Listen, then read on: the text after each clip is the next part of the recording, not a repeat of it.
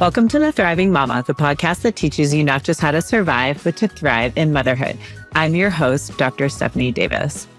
So today is going to be a special episode because I'm going to be recapping the 4 most popular episodes of the first season and the first iteration of the podcast. Here is a spoiler alert. The podcast is going to be renamed and it is changing for the next season. And I'm going to be doing a quick little snippet about that next. But I just wanted to, you all know I'm big on reflection. And so I just wanted to go back and revisit what the most popular episodes were. And ironically, I'd say probably not ironically, that many of them were my favorite to actually either interview people or just the feeling or whatever the important piece of the puzzle that was conveyed. Yeah, I'm really excited to do this. And I'm a very reflective person. So I always like to go back and see what I learned, what I appreciated. I feel like it's funny because here's a little tidbit about me. My husband always makes fun of me because he does make fun of me. I love Harry Potter, and I could watch those movies over and over and over again and still find little nuggets that I didn't see the previous 200 times I saw them. There's that. It's funny. I will always find some kind of nugget of information or like when I revisit things. So I just wanted to go back and look at what the most popular episodes were, review them all with you guys, and just give you my thoughts and about what's going on now versus then. So that's what we're going to discuss very briefly today. So the first episodes it was really interesting. One of the very first episodes, it was episode number 9. I interviewed my good friend, Michael Roesslein, and we were talking about breathwork. And so that was still to this day is one of my favorite ones. And it ended up in the top 4. But I just remember the feelings I had. I was just so excited to do it. I think he's magnificent. Like, he's a really amazing person and is so open and authentic and shares himself so much. So that was a really awesome one. We're going to talk about Dr. Nirvani Imadat. She is a holistic dentist, and we really got into some really, really cool stuff with her about grinding your teeth and what that means from a nervous system regulation and trauma standpoint. And there were a couple of individual solo podcasts that I did that were about trauma. Of course, trauma, and another one was more about like heart-brain coherence. So give you the little bit of the drum roll. Number 1 was episode 34. The title of it is Why It's More Important to Address Trauma Than Stress. Number 2 was episode 40. It was titled If You're Grinding Your Teeth, You're in Survival Mode with Dr. Nirvani Imadat. Number 3 was episode number 9, Breathing for Nervous System Regulation and Emotional Resilience with Michael Roesslein. And the final one, number 4, was Syncing Your Heart and Brain Changes Everything. So we're just going to do a little review of each one of those episodes. So the first one, that one had the most views, was, like I said, number 34, Why It's More Important to Address Trauma Than Stress. And so we are going to talk about that one. And for me, that episode was important and pivotal to talk about because we talk about stress all the time societally. And I feel like it's getting beaten like a dead horse. And so I wanted people to understand why addressing the trauma was more important, because that trauma is what is underlying the nervous system dysregulation, which is what we all call stress. And that is what I really want people to understand that. And it looks like quite a few people listened to and viewed that. And in that, we were talking about the nitty gritty of the connection between the mind, the nervous system, the immune system, and how trauma really sets the stage for how you show up in life and the veil through which you, or lens through which you see the world and you react and you perceive. All of this is just really, it's really important to understand. And so we dove into that. And that was, for me, I also wanted people to understand the big T traumas, the little T traumas, how the world views all of this. And I was really excited because that one being the most viewed episode just made me happy, because that is at the heart of why I do this, why I do this podcast, why I do the work I do, because I want people to flourish in life and thrive and be vital and feel limitless. And that, getting to the root of your trauma, is how you achieve that. So I was really excited about that being the number one episode. So let's go to the second most popular episode, which was number 40, titled, like I said, it was "If You're Grinding Your Teeth, You're in Survival Mode," with Dr. Nirvani Umadat. And I had so much fun recording that episode. It was definitely in my top 3. I interviewed a lot of people, and some of them were old friends of mine. Some of them were new friends of mine. Nirvani is a new friend. She and I had spoken a few times before I did the interview. And even during the interview, it was really interesting because it was like we had been friends forever. Like we really hit it off. I feel like in life, so infrequently do you meet somebody who totally sees you and gets you. And I felt like she was somebody who really got me and understood where I was coming from, because she is a holistic dentist. As if you listen to that episode, you will hear that. But so much of what she does is similar to me. And it was funny at the end when we got off the episode, I'm like, you should call yourself the quantum dentist. And she's like, I'm going to do that. I don't know if she did yet, because I haven't spoken to her in a little bit, but I was like, she is at the same place as I am. We got into talking about Joe Dispenza and how pivotal his work was for both of us.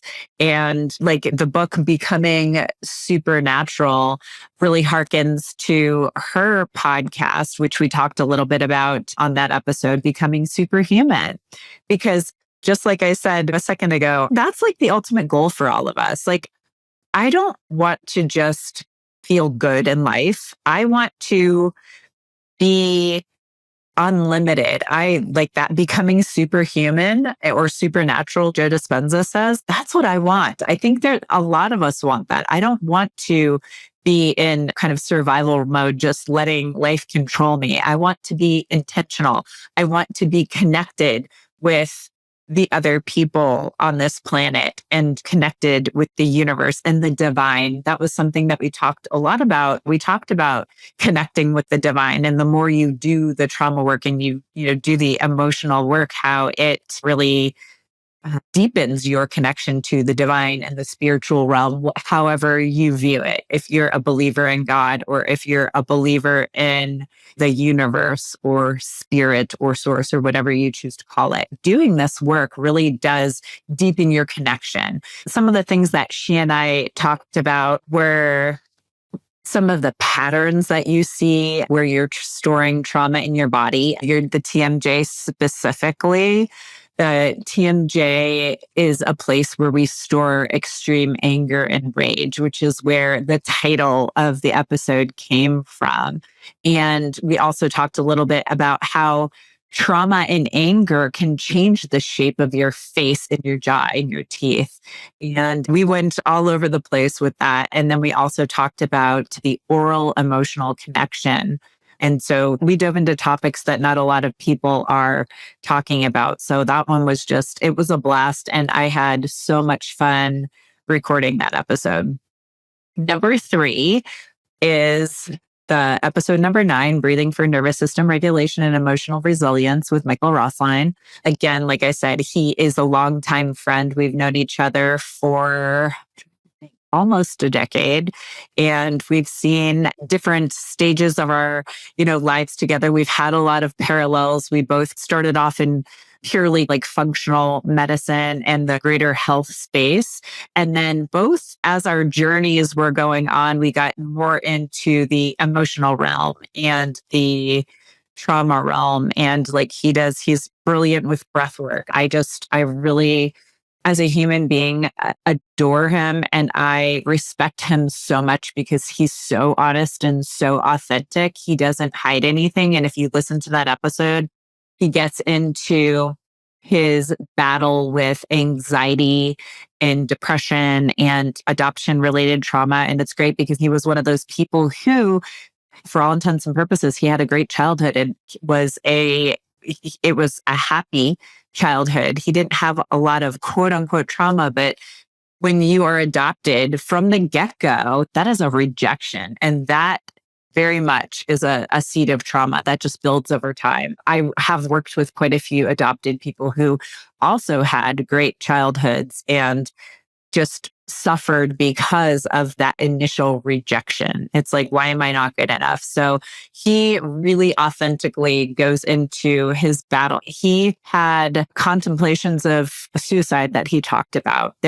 And he talks about his journey on how addressing all of the adoption and the trauma and really getting into it and understanding his body from a somatic point of view. He does somatic work. We talked about breath work and how important it is. Just breath is significant. I opened that episode with the story of a soldier who, by using breath work, saved his life. Like his legs were essentially blown off in battle, but he had the presence of mind to know that if he took a minute, did some breath work, he was able to be calm enough to have command to the guys around him. Do this with my legs. Make sure we're all doing this. He kept everyone else safe and kept himself safe and saved his life. That was actually, I think it was published by Harvard.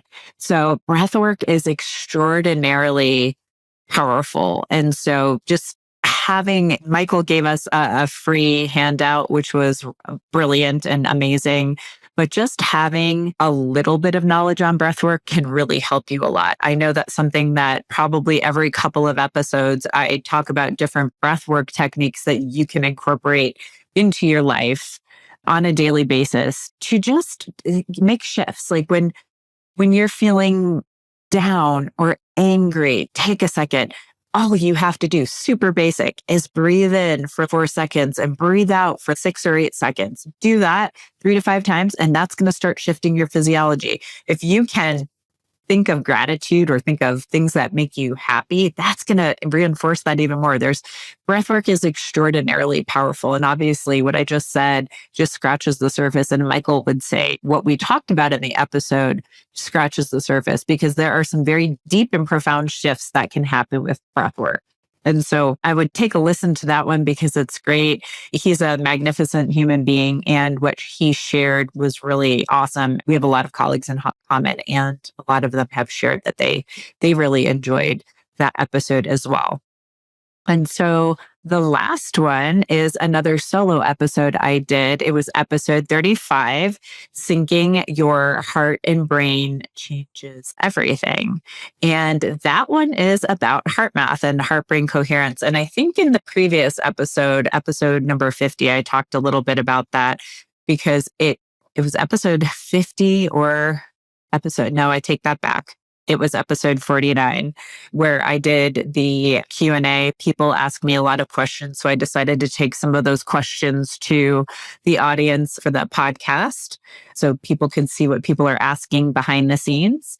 And a lot of times people are asking me, what do you do? Like, how do you work with people? Who do you work with? So that it fell into the realm of, and how do you help people achieve what they want to achieve? And one of the modalities that I am trained in is HeartMath. And that's where I did a deep dive into heart-brain coherence and the importance of heart-brain coherence. It's like I said, I've been trained through the HeartMath Institute, but essentially what's happening there is it's really just regulating your nervous system. so much. We know there's a ton of research. There's a ample body of research now that your brain and your heart are integrally connected. Your heart has its own electrical field. So does your brain. So does your body. When you get your heart and your brain in sync, magic happens. There's so many amazing things that happen when your heart and your brain are aligned as one. And that episode was another one that was really important for me because it was, again, it's something so simple that if we take time to understand and incorporate into our lives daily, if not daily, as often as possible, can really make the difference. And it's funny because like when your heart and brain are in harmony, that is called coherence. Or the same thing happens when you're in flow state. Everything is in sync and connected. And it's like your thoughts, your emotions, your intentions are all unified. And it just brings a calmness and a peace. And that's when we get into that flow state and we vibrate at a higher energetic level. And so I get into the details of the HeartMath Institute being established in the 1990s. And I remember from the Institute of Functional Medicine, they have their advanced practice modules or what we have to go to for the certification. And I remember attending one. It was probably, my son is 12. So this was probably 14, maybe 15 years ago. And I remember when they did their presentation and they had us all stand up and they walked us through the exercises. And I just felt so good after doing those exercises. I'm like, this is amazing. And then eventually at that moment, they weren't really doing education, but then eventually they did start doing education and teaching practitioners. And it became a much more globally recognized institute, but just so many more people know about this. And there are different offshoots that have sprung up because of this. So there's so many benefits to it. Some of the benefits are better sleep, reduced stress, increased physical energy, clarity, you're more creative, better decision making, happiness, you have more happiness. And so what I get into is talking about your autonomic nervous system, which controls all the body's automatic functions, and like the two branches, the sympathetic, which we all know is the stress side, and the parasympathetic, which is the calm and peaceful side.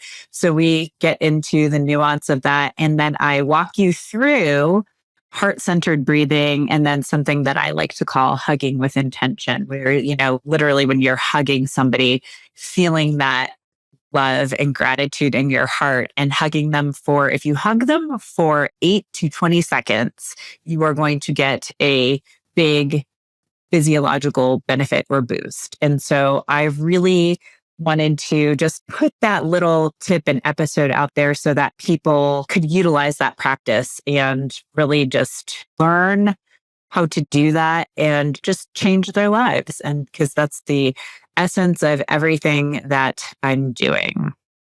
So I wanted to review the top 4 for you. And as always, if you have any questions or want to just make a comment, feel free to reach out. You can reach out on the website. You can reach out on social media. You can also comment on the YouTube channel. We get comments there too. And we respond. I respond to all of those. Yeah. If you have any comments or if you have any questions, just reach out to me.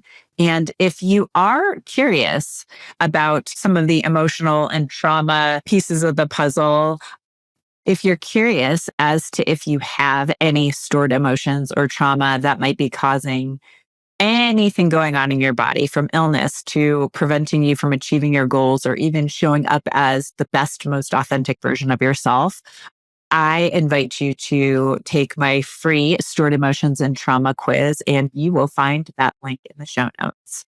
If you made it this far, I truly appreciate you. Remember, knowledge is just the beginning. Taking action is what truly sparks change. If you're overwhelmed and don't have enough energy to make it through the day, I invite you to book a free 20-minute coaching call with me. It's a no-obligation chat where we can discuss your health goals and how I might be able to help you achieve them. Visit the link in the episode description to book that call. Until next time, keep striving for wellness, and remember, you have the power to not just survive, but thrive in motherhood.